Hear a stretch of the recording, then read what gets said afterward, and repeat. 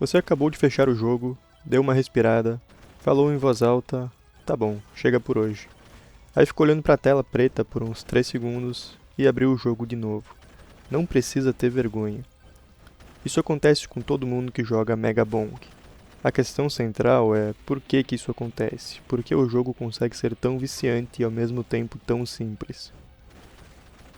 Porque olhando de fora é difícil justificar. Não tem história no jogo, não tem gráfico realista, não tem um sistema de progressão com 50 árvores de habilidade. É um jogo onde você só se movimenta e deixa o ataque automático fazer o resto. E mesmo assim, é difícil parar de jogar. Ele te segura por horas e horas. Vamos começar pelo começo. O que você faz no Mega Bonk? Você entra numa partida, tem um personagem com um gráfico redondo na tela, e o objetivo é sobreviver ao caos enquanto tenta mandar os outros para o espaço. Simples assim. Em menos de 30 segundos tu já consegue entender as regras. Em menos de 1 minuto, tu já está escolhendo as habilidades que vai evoluir. E essa facilidade para entender o jogo é mais importante do que parece. Jogos complexos exigem um investimento inicial antes de você começar a se divertir de verdade. Você precisa aprender os controles, entender os sistemas, talvez assistir algum tutorial no YouTube às 11 da noite porque não entendeu nada daquele menu de crafting.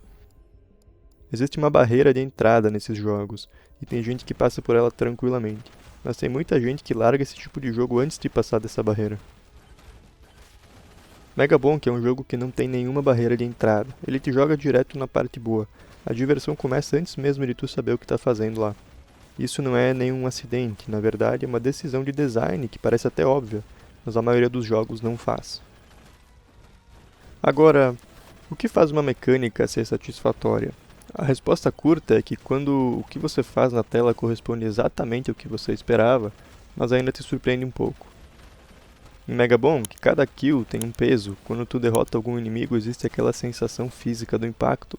O personagem vai voando, as físicas fazem aquela coisa levemente exagerada e por uma fração de segundo o cérebro registra que eu que fiz isso, né? Mesmo sendo um ataque automático, só caminhando por aí, eu consegui matar esse inimigo ou essa leva de inimigos.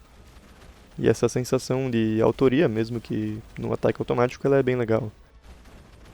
E o jogo também consegue devolver isso de forma imediata, né? Praticamente não tem nenhum delay, não tem nenhum load entre a ação e a consequência. Tu só anda por aí matando os inimigos e sobrevivendo. É um ciclo curtíssimo de causa e efeito que o cérebro humano é extraordinariamente bom em viciar. São estímulos muito rápidos acontecendo.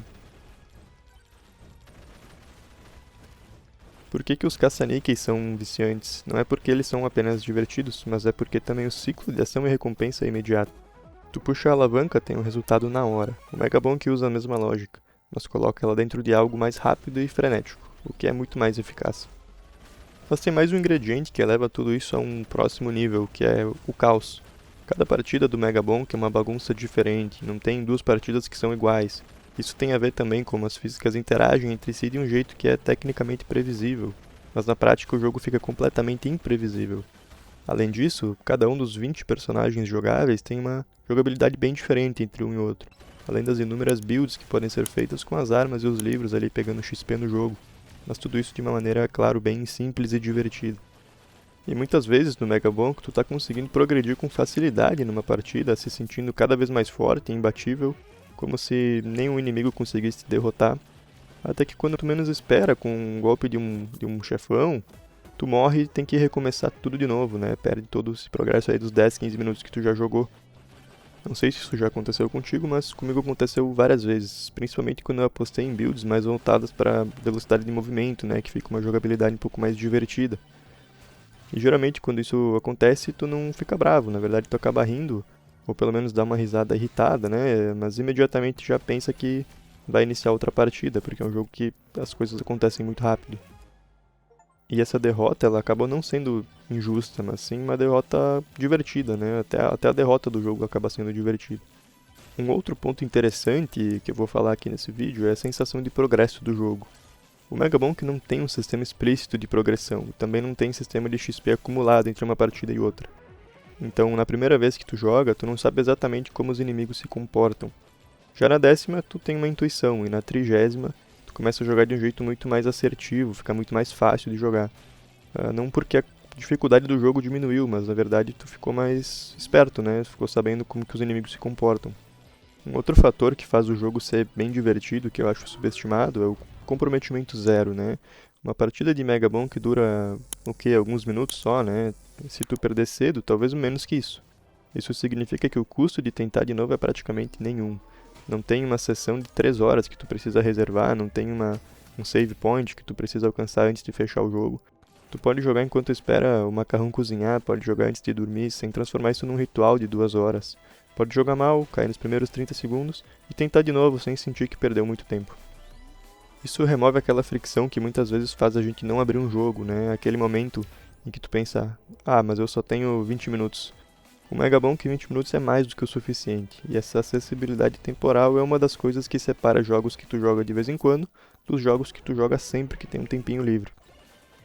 E tem uma pergunta que eu acho importante fazer aqui, que é por que os jogos simples muitas vezes prendem mais a nossa atenção do que os jogos complexos?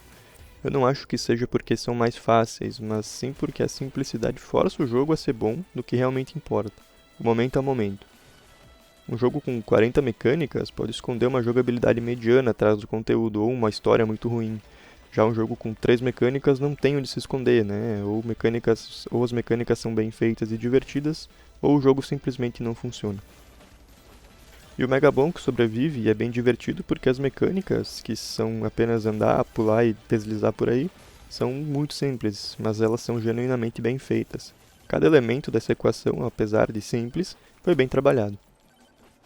Jogos complexos às vezes se perdem tentando adicionar profundidade onde não precisava, e acabam diluindo o que tinha de bom para dar espaço para sistemas que ninguém pediu.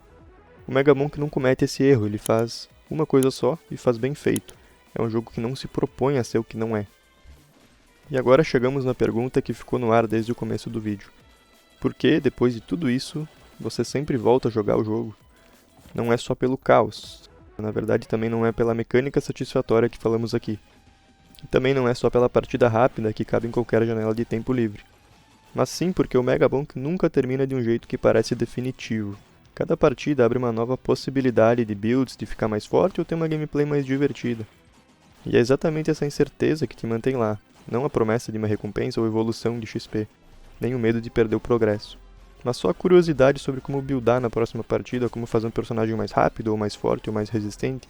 Jogos complicados às vezes esquecem que o maior poder que um jogo pode ter não é te dar muito, é te dar o suficiente para tu sempre querer um pouco mais. O Mega Bonk descobriu esse equilíbrio. Um jogo com partidas curtas e bastante divertidas em que se pode jogar por muitas horas sem enjoar. Você já jogou o Mega Bonk? O que achou do jogo? Conta aqui pra mim nos comentários. Se gostou do vídeo, clica no gostei e se inscreve no canal, ativando o sininho para não perder os próximos vídeos. Eu fico por aqui e até o próximo vídeo.